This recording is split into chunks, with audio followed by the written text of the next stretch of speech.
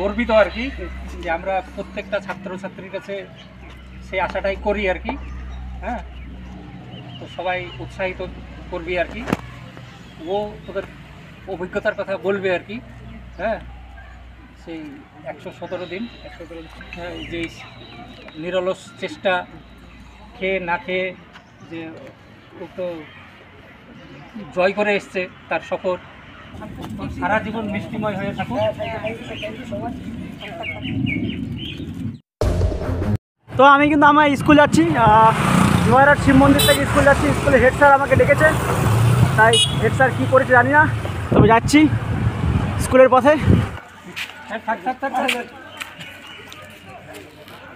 আমি ফাইনালি কিন্তু আমি আমার স্কুলে চলে এসেছি, পানিগ্রাম হাই স্কুল। আর এই স্কুলের কিন্তু আমি প্রাক্তন ছাত্র। আমাকে এই স্কুলের হেড স্যার সুজারুল হক মহাশয় আমাকে ইনভাইট করেছিল। তা আমি এসেছি, আজকে আমার 117তম দিন। আর 117 দিনের এক্সপিরিয়েন্স আমার যা হয়েছে আপনাদের সঙ্গে শেয়ার করেছি, আমি টিচারদের সঙ্গে শেয়ার করব। আর খুব ভালো লেগেছে আমার যাত্রা সফল করতে পেরেছি। আর এখানে অনেক ছাত্রছাত্রী এবং শিক্ষক মহাশয়, তো অনেক ম্যাডাম আছে, স্যার আছে, সবার সাথে আজকে দেখা করে আমাকে খুব ভালো লাগলো। আর এখানে এসে মানে আমি যাত্রা এখানে সম্পূর্ণ করতে পেরেছি, আমাকে খুব ভালো লাগলো। যারা যারা দেখছেন এই মুহূর্তে শেয়ার করবেন, যারা যারা এই স্কুলে পড়েছেন অবশ্যই শেয়ার করবেন। পানিগ্রাম হাই স্কুল লেখা আছে, আমি এই স্কুলের প্রাক্তন ছাত্র। আর thank you sir, thank you invite করার জন্য। আর খুব ভালো লাগলো আমাকে। গর্বিত আর কি যে আমরা প্রত্যেকটা ছাত্রছাত্রীর কাছে সেই আশাটাই করি আর কি।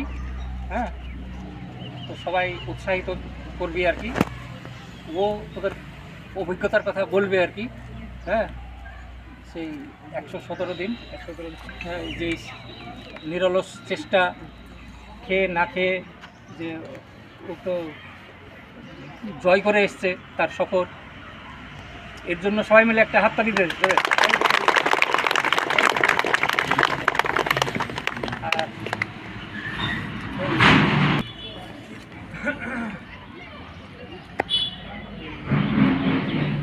অন্য সময় হলে হয়তো একটু ভালো করে আনন্দ করতাম তোকে নিয়ে, কিন্তু আমরা যে কজন আছি তাই নিয়ে আজকেই ফিরলি।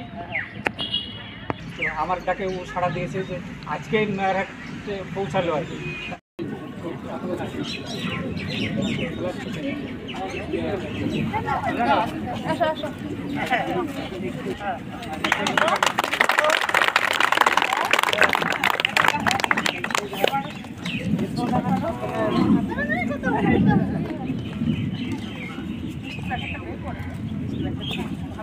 সারা জীবন মিষ্টিময় হয়ে থাকুক।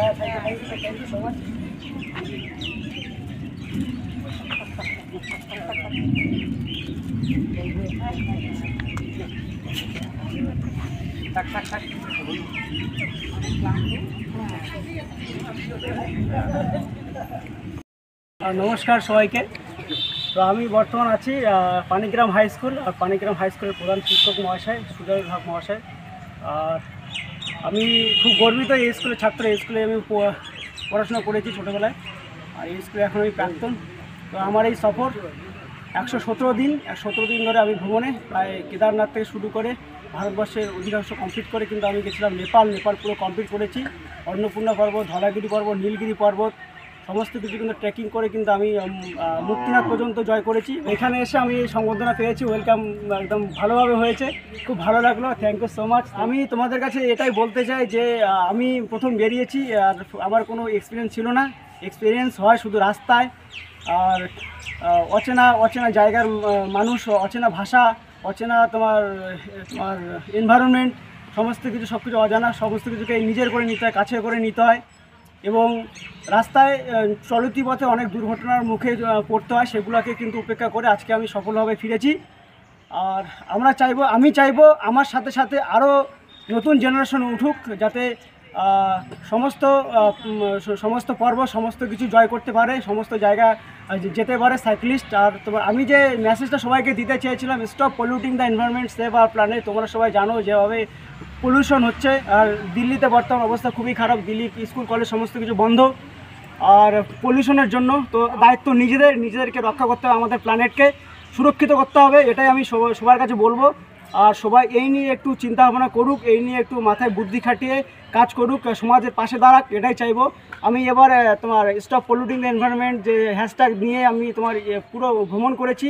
এর পরের বছর আমি আমার নেক্সট প্ল্যান আছে, আমি গাছের চারা নিয়ে সমস্ত যেসব স্টেট, আমি যেসব ভারতবর্ষ, নেপাল, বিভিন্ন ওয়ার্ল্ডের বিভিন্ন জায়গায় আমি তোমার গাছের চারা রোপণ করব। এটা আমার কাছে আমি ভিডিওতে বললাম, এটা আমি সবার কাছে আমি প্রতিজ্ঞা করলাম যে আমি এটা করব, এটা আমার নেক্সট মিশন থাকবে।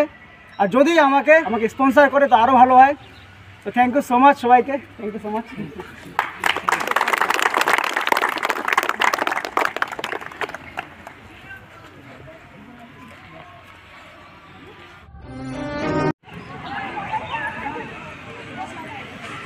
Thank you.